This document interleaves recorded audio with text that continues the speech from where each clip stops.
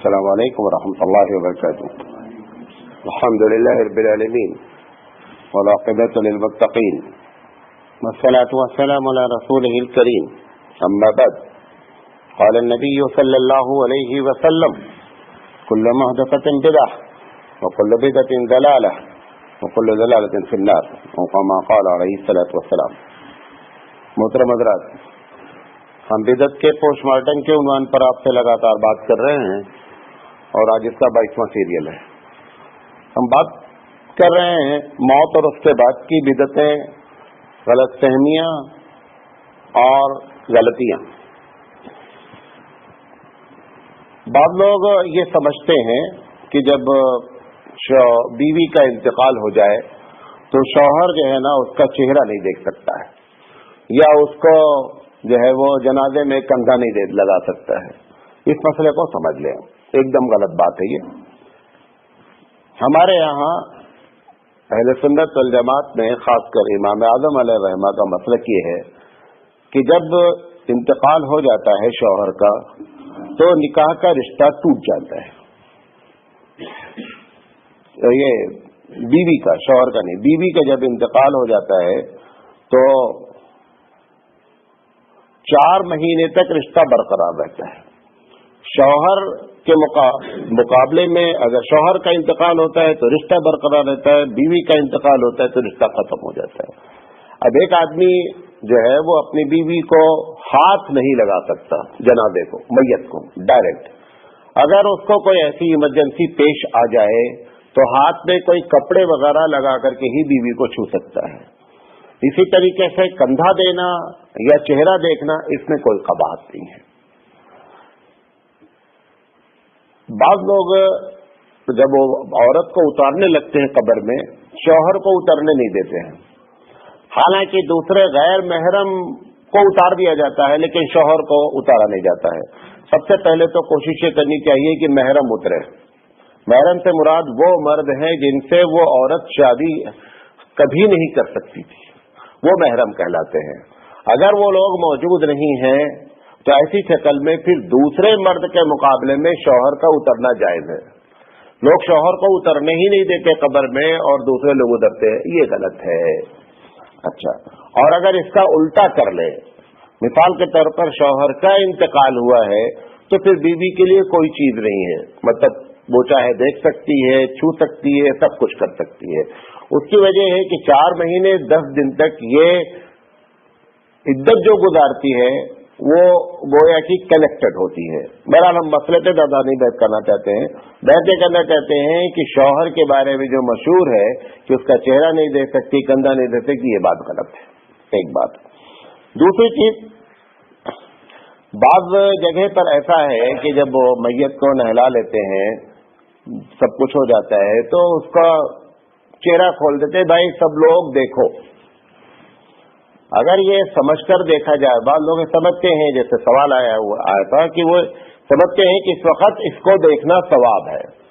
اگر اس نیت سے دیکھتے ہیں تو بدعت ہے، اور اگر یہ ہے کہ بندہ ہے آخری بدعت ہے چلو کر لیں تو ٹھیک ہے. اب اس میں غلطی کیا ہوتی ہے کہ عورت کا جنازہ بھی رہتا ہے تو سب لوگ دیکھتے ہیں، یہ غلط ہے. یہ نہیں ہونا چاہیے. اگر عورت کا جنازہ ہے تو عورتیں دیکھ لیں، اور اگر باہر جنازہ لے کر کے آ گئے، اب پھر مردوں کے لیے وہاں پہ کھولیں گے تو آپ اہتمام نہیں کر پائیں گے کہ محرم ہی دیکھیں غیر محرم نہیں دیکھیں. لہذا وہاں پر یا قبر میں یا قبرستان جب پہنچ کر کے عورت کا جنازہ دکھلانا یہ قطعاً جائز نہیں ہے. بعض لوگ یہ سمجھتے ہیں، یہاں بھی غالباً ہوتا ہے کہ جب وہ میت کو دفن کرنے لگتے ہیں قبر کے اندر تو کل کے ڈھیلے رکھے جاتے ہیں. مٹی کے چھوٹے چھوٹے ڈھیلے ہوتے ہیں 4، اور اس پر جو ہے چاروں کل پڑھا جاتا ہے اور پڑھنے کے بعد وہ ڈھیلا رکھا جاتا ہے. یہ بدعت ہے. کیوں بدعت ہے؟ اللہ کے رسول صلی اللہ علیہ وسلم اور صحابہ سے ایسا ثابت نہیں ہے. یہ آپ کو شروع میں بات بتائی تھی جب تقریر شروع کی تھی کہ جس کو آپ اور ہم سمجھے اچھا، اس کا اچھا ہونا ضروری نہیں ہے. اچھا وہ ہوتا ہے جس کو صحابہ نے، اللہ کے رسول نے، اللہ نے جس کو اچھا سمجھا وہی اچھا ہوتا ہے. بقیہ کوئی چیز اچھی نہیں ہوتی ہے. جب میت گھر سے نکلتی ہے تو ایک دم آخری وشتر میں عورتیں زور سے چیخ مارتی ہیں. نبی کریم صلی اللہ علیہ وسلم نے صراحتاً منع فرمایا کہ آواز کر کے میت پر رونا حرام ہے. ایک آدمی کو تکلیف ہے اندر سے، نیچرل چیز ہے، بندہ روئے گا، لیکن آواز کرنا اور آواز میں جملے بولنا وہ ایک دوسری، جس کو نوحہ کہتے ہیں، مطلب جملے بولنے کا مطلب رو بھی رہی ہے اور جملے بولتی رہتی ہے کہ ایک ہی لڑکا تھا لے لیا دوسرا، ایسی باتیں کرتی ہے، یہ گناہ کبیرہ ہے، حرام ہے. لہذا عورتوں کو، ہم کو اپنے گھر کی عورتوں کو اس بات کو سمجھانا چاہیے. بسا اوقات کبھی کبھی ایسا ہوتا ہے کہ میت کسی کے بارے میں وصیت کر دیتی ہے کہ فلاں مولانا صاحب، فلاں حافظ صاحب میری نماز جنازہ پڑھائیں. ایسا کرنا جائز ہے، لیکن اگر وہ مولانا صاحب نہیں مل رہے ہیں، شہر میں نہیں ہیں، دور گئے ہیں، تو ان کے لیے جنازے کا انتظار غلط ہے. اب یہ میت کے گھر والے سمجھتے ہیں کہ ابا جو بول کر گئے ہیں لازم پوری زندگی نافرمانی کرتے رہے. اب یہ انہوں نے کہہ دیا ہے کہ فلاں نماز جنازہ پڑھائے، تو اس کے لیے شریعت کی دھجیاں اڑاتے ہیں. 2-4 گھنٹے، 10 گھنٹے، کبھی کبھی 24 گھنٹے تک انتظار کیا جاتا ہے کہ مولانا صاحب آ جائیں. ایک دم غلط بات ہے. یہ کوئی ضروری نہیں ہوتا ہے کہ ان کی ان وصیتوں کو پورا کیا جائے جس وصیت کے چھوڑ دینے سے کوئی گناہ نہیں ہے. لہذا اس کا اہتمام کریں. نماز جنازہ جب میت کو لے کر کے چلتے ہیں تو کچھ علاقے میں آگے آگے کچھ لوگ چلتے ہیں اور یہ بولتے رہتے ہیں کلمہ شہادت، کلمہ شہادت. ایک دم غلط. اگر آپ کو میت کے لیے کہ میت جا رہی ہے اور اس کو کچھ ایصال ثواب کرنا ہے اور یہ چلتے ہوئے ٹائم میں ہمارے پاس ٹائم ہے، تو آپ اپنے طور پر جو بھی چاہے دھیرے دھیرے پڑھتے رہیں اور یہ دعا کر لیں کہ اللہ جو کچھ میں پڑھ رہا ہوں اس کو ثواب مل جائے. یہ تو ایک الگ مسئلہ ہے. لیکن یہ باقاعدہ نماز جنازہ، ویسے ہی جنازہ کے آگے چلنا غلط ہے. حدیث میں جنازے کے آگے چلنے کے لیے ویسے ممانعت ہے، لیکن چونکہ ہم نے طے ہی کر رکھا ہے ہر وہ کام کرنا ہے جو حضور نے نہیں کہا، اس کو کوئی کرنا ہے. جو کہا نہیں کرو وہی کرنے کی ہماری ایسی پالیسی شیطان نے بنوا رکھی ہے. لہذا وہ جو کلمہ شہادت بولتے ہوئے لے کے چلتے ہیں وہ غلط ہے. ایک کام ایسا غلط ہو رہا ہے جو عالمی سطح پر جہاں بھارتی ہیں وہاں ہو رہا ہے. غور سے سنیں، جہاں بھی بھارت سے مراد انڈیا بولتے ہیں تو چھوٹا ہوتا ہے، بھارت سے مراد اورنگزیب رحمۃ اللہ علیہ کے زمانے کا بھارت. یہ جہاں جہاں پہنچے ہیں انہوں نے ایک ایسی غلطی شروع کی ہے جنازہ میں، حیرت ہوتی ہے کہ ایسا بھی نہیں ہے کہ کوئی دیوبندی بریلوی اختلاف ہے. جب نماز جنازہ شروع کرتا امام تو تکبیر کہتا اللہ اکبر، تو سارے لوگ آسمان کی طرف نگاہ اٹھا کر دیکھتے ہیں. یہ پورے بھارتی جہاں ہیں وہاں کرتے ہیں، ٹوٹل غلط. نبی کریم صلی اللہ علیہ وسلم نے فرمایا نماز کی حالت میں جو لوگ آسمان کی طرف ارادے سے نگاہیں اٹھاتے ہیں، اللہ کہتا ہے میرا دل چاہتا ہے ان کی آنکھیں نکال لیں. لہذا ایک دم غلط ہے جہاں بھی آپ رہیں اس کو، کیونکہ یہ بڑے پیمانے پر ہو چکا ہے. شاید کوئی جنازہ ایسا ہو کہ جس میں ایک بڑی تعداد آسمان کی طرف انگلی نہیں، وہ آنکھیں نہیں اٹھاتی ہوں. ایک دم غلط ہے، اس سے پرہیز کرنا چاہیے. ایک دوسری چیز ہے کہ کچھ لوگ جب نماز شروع ہوتی ہے تو چپل پہنے رہتے ہیں. 3 کیٹیگری ہوتی ہے. کچھ لوگ چپل پہن کر نماز جنازہ پڑھتے ہیں، کچھ لوگ کیا کرتے ہیں چپل اپنے آگے اتار دیتے ہیں اور نماز جنازہ پڑھتے ہیں. ایک بڑا طبقہ چپل اتارتا اسی پر کھڑا ہو جاتا ہے. یہ سمجھ لیں معاملہ کیا ہے. اگر آپ کو معلوم ہے کہ میری چپل ناپاک ہے تو آپ چپل حال میں اتار دیں اور بغیر چپل کے کھڑے ہوں. اور اگر آپ کو معلوم ہے کہ میری چپل پاک ہے تو ایسی شکل میں چپل اتار کر اس پر کھڑے ہونا چپل پہننے کے برابر ہے. بھائی چپل بھی آپ نے اتاری ناپاک سمجھ کر، پھر اسی کے اوپر کیا ہو گئے کھڑے ہو گئے، پھر ناپاک پہ کھڑے ہو گئے. یہ ایک رسم بن چکی ہے کہ چپل اتارنا ہے اور اس کے اوپر کیا کرنا ہے کھڑے ہونا ہے. یہ ایک دم غلط بات ہے. اگر آپ کو یقین ہے کہ ہماری چپل ناپاک ہے تو ایسی شکل میں جو ہے آپ چپل اتار دیں، اور اگر نہیں ہے تو چپل پہن کے نماز پڑھنے میں کوئی کراہیت نہیں ہے. اللہ کے رسول صلی اللہ علیہ وسلم نے نماز جنازہ تو درکنار ہے، فرض نماز بھی چپل پہن کر پڑھی ہے. ایک مرتبہ نہیں کئی مرتبہ پڑھی ہے. لہذا چپل پہن کر نماز پڑھی جا سکتی ہے۔ جو شخص ناپاک ہو، اس بات کا لوگ خیال نہیں کرتے ہیں، جو شخص چاہے عورت کا جنازہ بھی نہلایا جا رہا ہے یا مرد کا نہلایا جا رہا ہے، اگر وہ مرد جو نہلا رہا ہے وہ خود ناپاک ہے تو اس کو نہیں نہلانا چاہیے، یا وہ عورت جو خود ناپاک ہے وہ عورت کو نہلا رہی ہے، نہیں نہلانا چاہیے۔ نہلانے والے لوگوں کا کیا ہونا چاہیے؟ پاک ہونا ضروری ہے۔ پاک سے مراد یہ ہے کہ مثال کے طور پر ایک آدمی نے پیشاب کر کے پانی نہیں لیا ہے، یہ ناپاکی الگ ہے۔ ایک آدمی جنوبی ہے، میں جو کہنا چاہ رہا ہوں وہ جنوبی کے لیے کہنا چاہ رہا ہوں، لہذا ایسے شخص کو جو ہے جنازے کو نہلانا نہیں چاہیے۔ جو لوگ جو مرنے والے لوگ ہوتے ہیں، سبھی کو مرنا ہے، آپ کے اوپر جو چیزیں فرض ہیں اور آپ نے ادا نہیں کی ہیں، بہتر ہی کہ ان کی وصیت کریں۔ مثال کے طور پر آپ نے حج نہیں کیا ہے اور حج آپ کے اوپر واجب ہو چکا ہے، وصیت کریں۔ آپ کے روزے چھوٹ گئے ہیں، گھر والوں کو بھی نہیں معلوم ہے کہ ابا کا روزہ چھوٹا ہے، ایسی شکل میں آپ روزے کی وصیت کر کے جائیں کہ میرے روزے کے بدلے میں فدیہ دیا جائے، اتنا روزہ میرا چھوٹا ہوا ہے۔ اچھا، آپ گھر والے سوچیں گے یہ تو الگ لگا کے چلے گئے، آپ جب یہ بولیں گے تو شرعی لحاظ سے آپ کی پراپرٹی کے 1/3 میں سے یہ چیزیں نافذ ہوں گی۔ اگر 1/3 کو کراس کریں گی تو چیزیں نافذ ہی نہیں ہوں گی۔ تو اسی طرح نظر اگر کوئی مانی ہے اس کی وصیت کر کے جائیں، روزہ اگر چھوٹا ہے تو اس کی وصیت کر کے جائیں، اگر زکوٰۃ ادا نہیں کی ہے اور زکوٰۃ میں ڈنڈی ماری ہے اس کی وصیت کر کے جائیں۔ جو چیزیں فرض ہیں اور وہ نہیں آپ نے کی ادا کی ہیں تو لازم ہے اس کی وصیت۔ محتانی رحمۃ اللہ لکھتے ہیں کہ واجب ہے کہ ایسی چیزوں کی وصیت کر کے جائے تاکہ بندہ جو ہے اس کے وارثین 1/3 میں سے ادا کر سکے تو ادا کر دیں، اور اگر نیک اولاد ہے اس سے زیادہ بھی پیسہ لگتا ہے تو ادا کر سکتی ہیں۔ لہذا ایسی شکل میں ان چیزوں کی وصیت کر کے جانا چاہیے۔ یہ ہمارے یہاں مشہور ہے کہ کچھ بھی نہیں کرتے، وصیت جانتے ہی نہیں ہیں، یہ لوگوں کو معلوم ہی نہیں کہ وصیت بھی کوئی چیز ہے۔ لہذا وصیت ایک بہت بڑا مسئلہ ہے اور اس کو کلیئر کر کے جانا چاہیے۔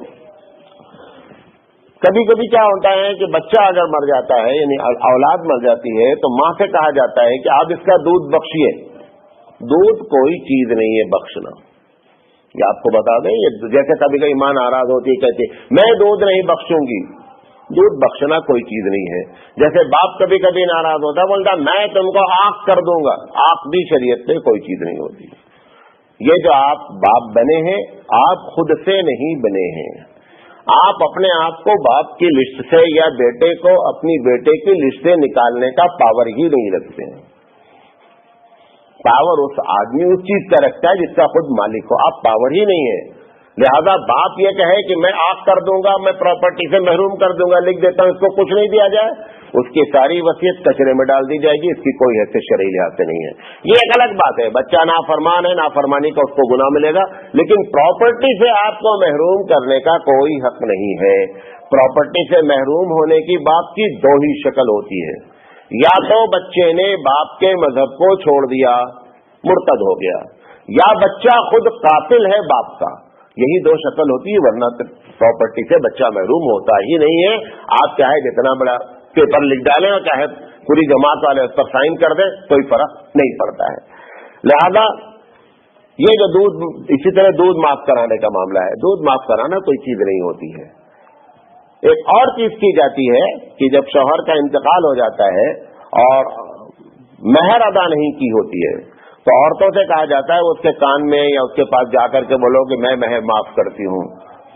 پوری جماعت جو سوسائٹی ہوتی ہے وہ عورتوں سے کہتی ہے آپ بولیے مہر معاف۔ یہ مہر معاف کرنا ہوتا ہی نہیں ہے۔ کیوں؟ جس کو معاف کرنا ہے وہ مر چکا ہے، جس کو معاف کرنا تھا وہ مر گیا ہے۔ اب ان کے کان میں جا کر کے بولو یا دل میں جا کر کے بولو، کوئی چیز نہیں ہوتی ہے، یہ بیوقوفی کی بات ہے۔ جیسے ہی اس کا انتقال ہوگا، اس کی پراپرٹی میں سے سب سے پہلے جو چیز ادا کی جاتی ہے وہ قرضہ ہے، اور مہر کو قرضہ مانا جائے گا، لہذا اس کی پراپرٹی سے اس کے مہر کو ادا کیا جائے، اس کے بعد لوگ اپنی جیسے چاہیں پراپرٹی جو شرعی لحاظ سے اس کو باتیں۔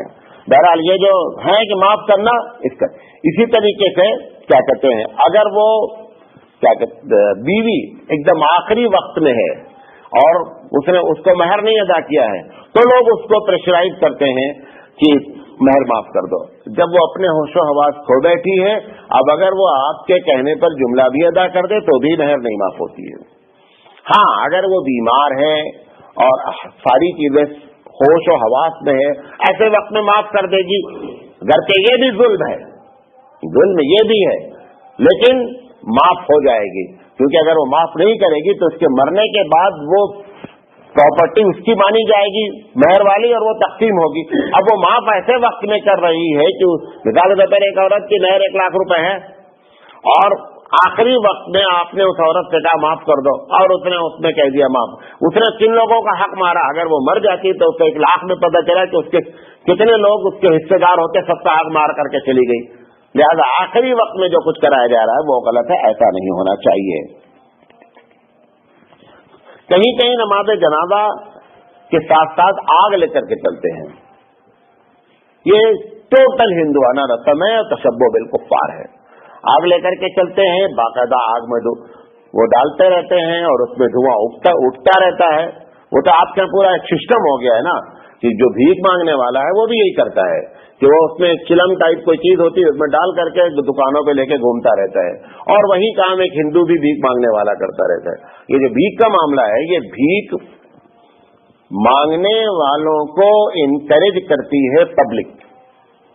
ہمارے محلے میں بھی آتے ہیں, اچھے خاصے ہٹے کٹے مشٹنڈے ہیں, ایک کلر انہوں نے لگا لیا ہے ٹوپی کا, اور جالا مالا ڈھالا, اور بھیک مانگ رہے ہیں.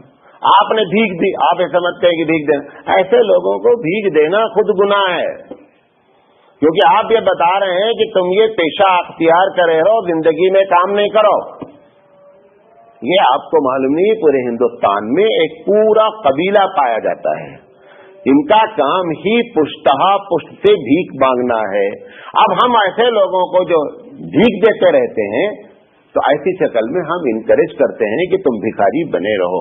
یہ کوئی اچھی بات نہیں. اللہ کے رسول صلی اللہ علیہ وسلم کے پاس ایک صاحب آئے, ٹھیک ٹھاک تھے, ہٹے کٹے تھے, جوان تھے. آ کر ان کو پتا چلا کہ زکوٰۃ کا مال آیا ہوا ہے, کچھ تقسیم ہو رہا ہے. انہوں نے بھی آ کر اللہ کے رسول سے کہا کہ اللہ کے رسول ہم کو بھی دیجیے. تو انہوں نے کہا تم کو دینے کی کون سی بات ہے, اچھے خاصے ہو جاؤ کماؤ. یہ کون سا ہے بھائی, ہم جن کو دے رہے ہیں وہ صحیح کو دے رہے, تم کہاں چلے آئے یہاں؟ تو انہوں نے کہا اللہ رسول کیا کمانا, کہا طاقت ہے, جو چاہے کرو, لیبر کا کام کرو. انہوں نے کہا آپ بھی بتا دیجیے. انہوں نے کہا لکڑی کاٹ لاؤ اور لا کر کے مکے میں بیچو. انہوں نے کہا لکڑی کاٹنے کے لیے کلاڑی نہیں میرے پاس ہے. ہوتا نا, وہ آدمی بات کرتا ہے. تو حضور صاحب نے کہا کہ وہ کلاڑی خرید لو. کہا خریدنے کے لیے پیسے نہیں ہیں. کیا تمہارے گھر میں کیا ہے؟ کہا میرے گھر میں کٹورا ہے اور کچھ نہیں ہے. کہا کٹورا لے آؤ, وہ کٹورا بیچ دو, کلاڑی خریدو. اب اللہ کے رسول صلی اللہ علیہ وسلم نے اپنے ہاتھ مبارک میں کٹورا لے لیا, کہ بھائی اس کو کون خریدے گا؟ اب ساری خریداری ہو گئے. کہ اللہ کے رسول جب نیلامی کر رہے ہیں, انہوں نے خرید لیا, خرید کر کلاڑی منگائی, کلاڑی منگا کر لے کر کے آئے. اللہ کے رسول صلی اللہ علیہ وسلم نے اس میں جو ڈنڈا ہے وہ خود اپنے ہاتھ سے لگایا اور ان کے ہاتھ سے پکڑایا اور کہا جاؤ محنت کرو. اور بعد میں وہ بہترین لکڑی کے تاجر ہو گئے.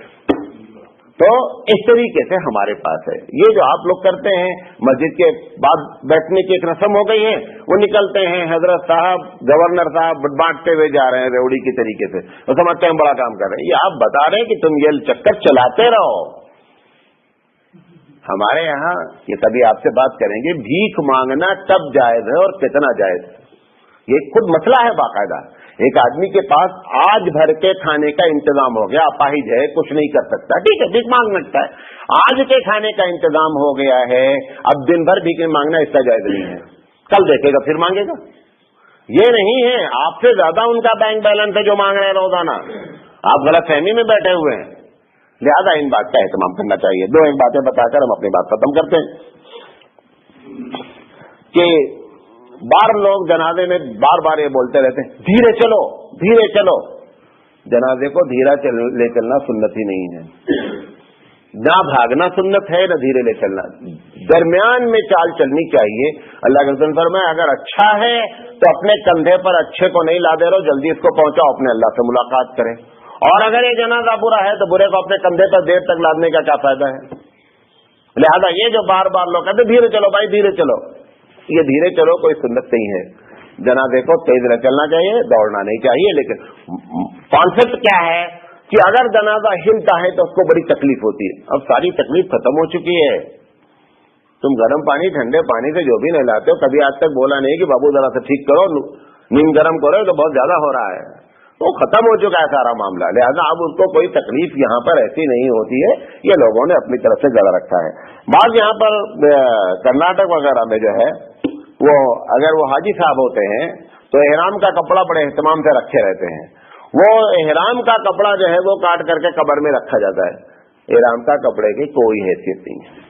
بعض لوگوں سے احرام کے کپڑے کو بعد میں آنے کے بعد گھر میں استعمال ہی نہیں کرنا چاہتے. حالانکہ اس سے کیا تعلق ہے, وہ ختم ہو گئی بات. آپ گھر کا کپڑا ہے تولیے کے طور پر استعمال کریں, جیسے کیا ویسا استعمال کریں.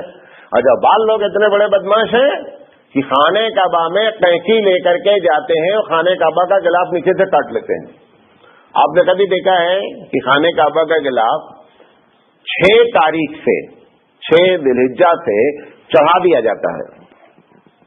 جب آپ کو تصویر نظر آتی ہے تو خانے کعبہ کا غلاف چاہے فولڈ رہتا ہے نا, یہ 6 تاریخ سے لے کر کے محرم تک ہی رہتا ہے. اس کے بقیہ دنوں میں نیچے تک گرا رہتا ہے.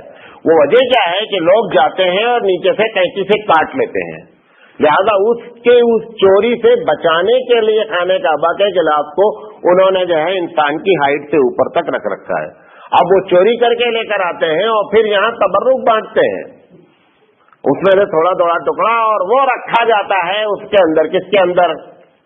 قبر کے اندر. اس غلاف پر ایک تسبیح لکھی ہوتی ہے, کبھی آپ غور سے دیکھیے گا. اس پہ لکھا رہتا ہے سبحان اللہ بحمدہ سبحان اللہ العظیم. یہ لکھی رہتی ہے ایسے کہ اس کے اوپر پریس کر کے لکھا رہتا ہے. آپ نے جب وہ کاٹا اور وہ تسبیح کا ٹکڑا آپ نے قبر میں رکھ دیا مثال کے طور پر, اب تو وہ میت جو موت باڈی ہے اس کو آج نہیں تو کل سڑنا گلنا ہے نا. وہ سلنے گلنے میں وہ تسبیح اسی میں رہنا ہے تو اس کی بے عزتی ہے. لہٰذا اس کا اہتمام کریں. یا بعض لوگ جو کچھ لکھ کر کے رکھتے ہیں, بعض لوگ کفن کے اوپر کچھ لکھتے ہیں, بعض لوگ جو سورہ یاسین اٹھا کر کے رکھ دیتے ہیں. یہ سوچیں کہ آپ جب وہ باڈی گلی گی اور اس کے اندر کیڑے پڑیں گے اور اس کے اندر بدبو ہوگی تو ساری قرآن کی بے حرمتی وہاں ہوگی. زیادہ اس کا خاص اہتمام کرنا چاہیے. یہ ساری چیزیں جو ہے وہ ہمارے اندر کل انشاءاللہ زندگی میں تو ہم بات کریں گے کہ جب قبرستان پہنچ جاتے ہیں تو پھر ہم کیا کیا حرکتیں کرتے ہیں اور سنت کیا ہے پہلے ہم یہ بتائیں گے, پھر اس کے بعد انشاءاللہ اس کی بدعت پر بات کریں گے. اللہ تعالیٰ سے دعا ہے کہ اللہ تعالیٰ کہنے سے زیادہ عمل کرنے کی توفیق عطا فرمائے. وآخر دعوانا الحمدللہ رب العالمین. سبحان اللہ بحمدہ سبحانک اللہم وبحمدک اشہد ان لا الہ الا انت استغفرک.